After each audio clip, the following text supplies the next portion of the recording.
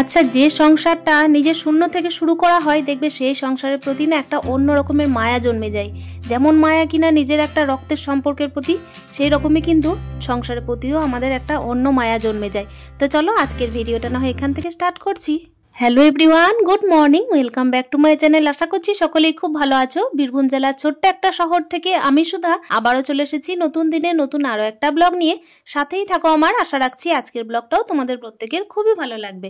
সকাল টাইমে ওদিকে কিন্তু একেবারে আমি ওই যে পুজোটা দিয়ে ফেলেছি, তারপর কিন্তু দেখো গোপালকেও আমি একবার সেবা দিয়ে দিয়েছি। তবে দুপুর টাইমে যখন কিনা আমাদের আবার চিড়েভোগ দিতে হয়, তো তখন কিন্তু আবারও দেবো। কিন্তু তার আগে কি বলতো, কালকে না মা এদিকে পায়েস দিয়ে পাঠিয়েছিল, তো সেই কারণে ভাবলাম পায়েসটা কিন্তু দেখো ফ্রিজের মধ্যে রাখলে কিন্তু আমি খেতে পারবো না, কেন কি ঠান্ডা পায়েস না আমার চলবে না। আর কেন কি দেখো আমার এমনি শ্বাসকষ্ট আরম্ভ হয়ে যাচ্ছে, সেক্ষেত্রে কিন্তু আমার ঠান্ডা জিনিস একেবারে মানে ডাক্তারের মানা।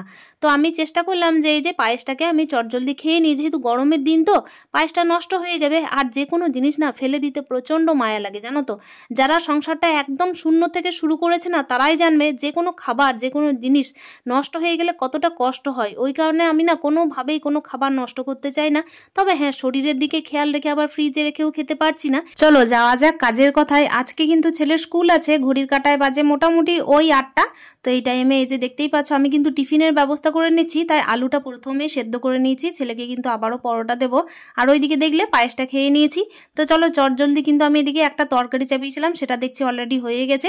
এটা ছিল কুমড়োর তরকারি। তো কুমড়ো তরকারিটা কিন্তু আমি একদম ফার্স্ট মর্নিং বলতে পারো, যখন কিনা পুজো টুজো দেওয়া হয়ে গেছে, পায়েস টায়েস খাওয়ার আগেকার কথা বলছি, তখনই কিন্তু চাপিয়ে দিয়েছিলাম ডাল, কুমড়োর তরকারি আর ওইদিকে ভাতটা। তো এই 3টে জিনিস কিন্তু আমি এগিয়ে রেখেছিলাম। আসলে কি বলতো, এতটা তাড়াহুড়ো থাকে সকাল থেকে যে এইসব জিনিসগুলো কিন্তু একটু মাথায় রেখে না করলেই নয়। বিয়ের আগেকার কথাই বলি, টাইম জ্ঞান বলে তো কোনো কিছু তখন ছিল না। মানে ওই ভাতের থালা নিয়ে দেখো 2 ঘন্টা পেরিয়ে যেত, তারপর স্নান করতে গিয়েও কিন্তু ওই 2 ঘন্টা পার করে দিতাম। আবার কি হতো, সকাল টাইমে আমি মানে ব্রাশটা ধরে না রাস্তার এই পাশ থেকে ওই পাশ, এই পাশ থেকে ওই পাশ, মানে নানাভাবেই কিন্তু হাঁটা চলা দিয়ে কিন্তু সকালটা শুরু করতাম।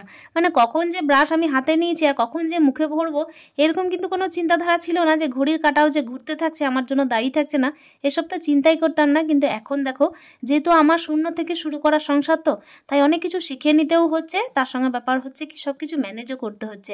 আর শূন্য থেকে শুরু করা সংসারের প্রতি দেখবে টাইম জ্ঞানেও যেরকম মায়া করে চলতে হয়, সেরকম দেখো নিজের সংসারের প্রত্যেকটা জিনিসকেই মায়া করে চলতে হয়, তাই না? কথা বলতে বলতে দেখতেই পাচ্ছ এদিকে কিন্তু আমি পরোটার এই যে লইগুলো পাকিয়ে নিয়েছি, তার সঙ্গে হচ্ছে আলুটার পুরো ভরে নিয়েছি। আর এই তো এক এক করে দেখো এবার বেলে নিচ্ছি। আলুর পরোটা কিন্তু আমার ছেলে না প্রত্যেকদিন দেখছি খুব ভালোই খাচ্ছে, আর পেটটা ভরে থাকছে, সেই কারণেই দিচ্ছি। আমার ছেলে কিন্তু কোনোভাবেই মানে মুড়ি টুড়ি খাবে না। আবার কি বলতো, প্রত্যেকদিন ওই যে পাস্তা করে দেবো কিংবা চাউমিন করে দেবো, এইগুলোও তো খুব একটা ভালো নয়, তাই না? সেই কারণে চেষ্টা করলাম যেটা কিনা একটু পেট ভরে খেয়ে আসে, তারপর খাবারটা নষ্টও যেন না হয় সেটা করে দেওয়ার। আর আমি যদি দেখো এই যে ফলের মধ্যে যদি তরমুজটা দিই, যেটা কিনা গ্রীষ্মকালীন ফল, তো ওটা না একদম জল ঘাটা হয়ে যাবে, জানো তো, দুপুর টাইমে। সে কারণে চেষ্টা করি ছেলে যখন বাড়িতে থাকে সেই টাইমেই আর কি ওকে ফলটা খাওয়ানোর। আর এই তো দেখতেই পাচ্ছ আলুর পরোটা কিন্তু বেলা হয়ে গেছে। কিন্তু আমার সাথে কি ঘটনা ঘটলো, ক্যামেরা অন করেছি, কিন্তু ব্যাপার হচ্ছে ক্যামেরাটা কিন্তু আমি কোনোভাবে ভিডিওর মধ্যে শ্যুট করিনি যে আমি কি করেছি, আলুর পরোটা কখন ভেজেছি, কটা ভেজেছি। সে যাই হোক, ওটা কিন্তু আমার স্কিপ হয়ে গেছে। আমার সাথে কিন্তু এই ঘটনাটা ঘটতেই থাকে, ক্যামেরা তো অন থাকে কিন্তু কোনোভাবেই কিন্তু ভিডিওটা শ্যুট করতে ভুলে যাই। আর এই তো দেখো কথা বলতে বলতে মাছ দেখালাম। এই মাছটা কিন্তু বাবা দিয়ে পাঠিয়েছেন, বাড়ির সামনের এক কাকু কিন্তু তাদের পুকুর থেকে ধরেছিলেন। তো তেলাপিয়া মাছ কিন্তু খেতে আমি খুবই ভালোবাসি। আর একটা বিষয় বলে রাখি, যেহেতু আমাদের এদিকে কিন্তু একদম মানে খুব একটা গ্রামাঞ্চলও নয়, আবার কি বলতো মানে খুব যে শহুরে ভাব সেটাও নয়। এদিকে দেখো নানা ধরনের পমফ্রেট, তারপর হচ্ছে পাবদা মাছ, তারপর হচ্ছে চিংড়ি বড় বড়, এসব কিন্তু পাওয়া যায় না। এগুলো খেতে গেলে একদম কিন্তু মানে বাজারে যেতে হয়। বাজারটা হচ্ছে কিন্তু অনেকটাই দূরে, অনেকটা দূর বলতে হয়তো বা গাড়িতে করে যেতে হবে কিংবা হচ্ছে টোটোতে করে যেতে হবে। আর সকাল টাইমে তো এসব কিছু সম্ভব নয়। আর আমাদের এখানে এই যে টাটকা পুকুরের মাছগুলো যেগুলো পাওয়া যায়, সেগুলো হচ্ছে কি বলতো রুই, কাতলা, তারপর চারাপোনা, তারপর হচ্ছে তেলাপিয়া, এইসব জিনিসই। আর একটা সংসারে এই যে একা সংসার, তারপর হচ্ছে দেখো সমস্ত কিছু ম্যানেজ করা একা হাতে, আর চারিদিকে ছোটাছুটি, সেক্ষেত্রে কি হয় বলো তো, মোটামুটি ওই 4 কিলোমিটার 5 কিলোমিটার গিয়ে মাছ কিনে এনে তারপর সংসারে কাজকর্মে লেগে পড়া, সেগুলো সম্ভব নয়, তাই না? তাই অল্প কিছু থাকলেও দেখো নিজের সংসারের প্রতি একটা অন্যরকম মায়া জন্মে গেছে, যেহেতু শূন্য থেকে শুরু করা সংসার আমার। আর এই তো দেখতে পাচ্ছ মাছটা যেন নষ্ট না হয়ে যায়, সেই কারণে কিন্তু কেটে নিচ্ছি। আর হ্যাঁ বলে রাখি, মাঝে কিন্তু আমি আমার ছেলেকে স্কুলের গাড়িতে পৌঁছে দিয়ে এসেছি। আসলে ছেলের জন্য মাছের কোনো আইটেমের দরকার হয় না, ছেলে তো মাছ খায় না, সেই কারণেই ধীরে সুস্থে মাছ কাটতে বসলে কি হয়, ছেলেকে ওই যে ধীরে সুস্থে ভালোভাবে খাইয়ে দাইয়ে ও টিফিন প্যাক করে তারপর না হয় মাছটা করলাম, এটা তো ওর জন্য লাগছে না, সেই কারণেই। আর এই তো দেখো কথা বলতে বলতে ওদিকে মাছটা কেটে ধুয়ে তারপর এই যে মশলা করতে চলে এসেছি। মশলা করেছি যেহেতু তেলাপিয়া মাছ, সেহেতু করেছি সর্ষে বাটা দিয়ে। একটা গড়া সংসার পাওয়া আর একটা শূন্য থেকে শুরু করা সংসার, এই দুটো সংসারের মধ্যে কিন্তু আকাশ জমিন ফারাক, জানো তো। যারা কিনা নিজের সংসারটাকে একদম শূন্য থেকে শুরু করেছে তারাই জানবে এই সংসারের প্রতি কতটা মায়া। কথা বলতে বলতে এইদিকে সামনের বাড়ির আর কি একজন এসেছিলেন, উনি কিন্তু দেখো এই যে লাউ শাক নিয়ে এসেছেন, তো আমাকে জিজ্ঞেস করছিলেন যে লাউ শাক তুমি কি নেবে। তো লাউ শাক কিন্তু দেখো অনেকদিন হলো খাওয়া হয়নি, তো আমি বললাম এদিকে কিন্তু বাছার আমার সমস্যা, বাড়িতে যেহেতু লোক নেই আর সকাল থেকে তো প্রচুর তারা, তাই একটুখানি দিয়ে যাও। তারপর ভাবলাম যে না, সবগুলোই নিয়ে নিই, মাদের বাড়িতে দিয়ে পাঠিয়ে দেবো, তারা ধীরে সুস্থে আর কি বেছে খাবেন, তারপর না হয় আমি আজকে নাইবা করলাম। তো চলো এদিকে কিন্তু কথা বলতে বলতে ওনাকে আমি বললাম যে বাড়িতে একটু রেখে দিয়ে আসো, আর টেবিলে দেখো টাকা রাখা আছে, তো নিয়ে নাও। আর এই তো দেখো সংসারে কাজ করতে করতে দুই একটা লোকের সঙ্গে না একটুখানি মানে পরিচয় করতেই হয়। সামনের বাড়ির এই যে কাকুদের সাথে কিন্তু একটুখানি ভালো ফিল রাখতেই হয়, জানো তো। আসলে যে জায়গায় আমি বাড়ি করে আছি সেই জায়গায় কিন্তু আমি একমাত্র বাড়িতে একা থাকি ছেলে নিয়ে, বাদ বাকি কিন্তু দেখো সবাই একান্নবর্তী পরিবারেই থাকে।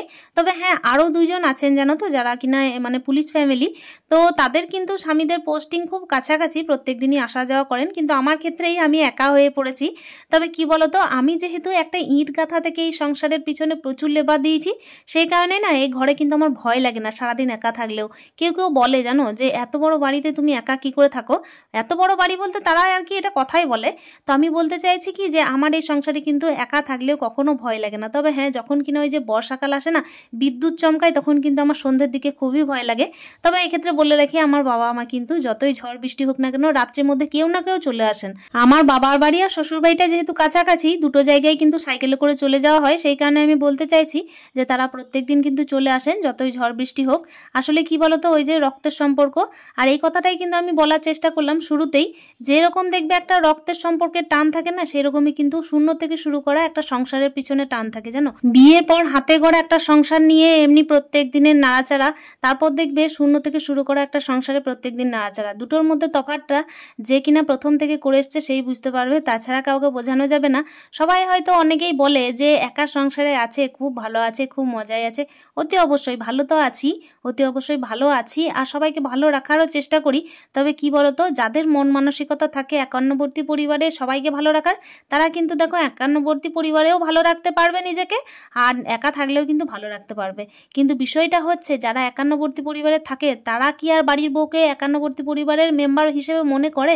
সব ক্ষেত্রে তো সমান হয় না, তাই না? তো চলো, সে না হয় হচ্ছে একটা পার্সোনাল কথা। আর এই তো দেখতেই পাচ্ছ কথা বলতে বলতে মাথায় না আমি ওদিকে শ্যাম্পু করে এসেছিলাম, আর এই যে দুপুর টাইমে গোপালকে আমি চিড়ে কলা খেতে দিয়েছি। আর এই দেখো খেজুরটা কিন্তু মা এনে দিয়েছে আমাকে নিজেকে খাওয়ার জন্য এনে দিয়েছে, কিন্তু আমি না কোনো জিনিস গোপালকে না দিয়ে খাই না, ওই কারণে খেজুরটা কিন্তু দেখো গোপালের কাছেই রেখেছি। আর এই যে আঙ্গুর কলা, এগুলো কিন্তু মাই এনে দিয়েছিল। আসলে কি বলতো, ডাক্তার দেখানো হয়েছে, তা ডাক্তার কিন্তু আমাকে এগুলো বলেছে খেতে। আসলে শরীরটা দেখে মনে হচ্ছে যে ফুলে যাচ্ছি, কিন্তু কি বলতো ভেতর ভেতর কিছু কিছু জিনিস হচ্ছে যেগুলো এখনো পর্যন্ত কিন্তু সোশ্যাল মিডিয়ায় শেয়ার করা হয়নি। কখনো যদি সময় পাওয়া যায় তাহলে ধীরে সুস্থে বসে কিন্তু শেয়ার করব। শুধুমাত্র একটা জিনিসই বলা হয়েছে তোমাদেরকে, যে আমার কিন্তু প্রচণ্ড শ্বাসকষ্ট আরম্ভ হচ্ছে একবার করে।